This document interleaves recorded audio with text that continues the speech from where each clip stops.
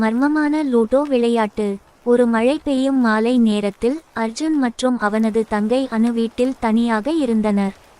மின்சாரம் இல்லை. அப்போது அவங்க அம்மா அவங்களுக்கு லூடோ தந்தார்கள் மற்றும் அம்மா வெளியே கிளம்பி போய் அவர்கள் விளையாட்டை தொடங்கியபோது அந்த போர்ட்டின் நடுவில் ஒரு எச்சரிக்கை சொன்னாது.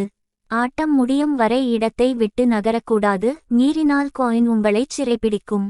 அவர்கள் அதை ஒரு தந்திரம் என்று நினைத்து சிரித்துக்கொண்டே விளையாட ஆரம்பித்தார்கள்.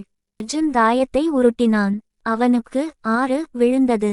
அவன் காயை நகர்த்திய அடுத்த நொடி அனு பயந்து போய் தாயத்தை உருட்டினாள். அவளுக்கு 1 விழுந்தது. இப்போது வீட்டின் கதவுகள் அனைத்தும் தானாகவே தன்று மூடிக்கொண்டன. அவர்கள் விளையாட்டை நிறுத்த முயன்றனர், ஆனால் அவர்களால் இருக்கையை விட்டு எழ முடியவில்லை. ஏதோ ஒரு மர்ம சக்தி அவர்களை அமர வைத்திருந்தது.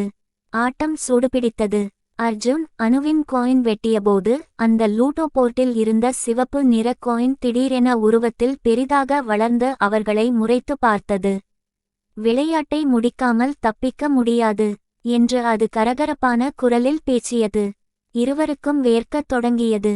அனு தைரியத்தை வரவழைத்து கொண்டு கடைசி முறை தாயத்தை உருட்டினாள். அவளுக்கு தேவையான எண் விழுந்து அவளது காயின் வெற்றி கோட்டை அடைந்தது. மர்மத்தின் முடிவு. அடுத்த வினாடி பெரியதாக வளர்ந்த காயின் மறைந்து போர்ட்டுக்குள் சுருங்கி போயின. ஜன்னல்கள் திறந்தன, மின்சாரமும் வந்தது. எல்லாம் சாதாரணமாக மாறியது. அர்ஜுன் அந்த லூடோ போர்ட்டை தூக்கி தூரமாக வீசினான். அன்று முதல் இருவரும் எந்த பழைய பொருளையும் யோசிக்காமல் விளையாடுவதில்லை.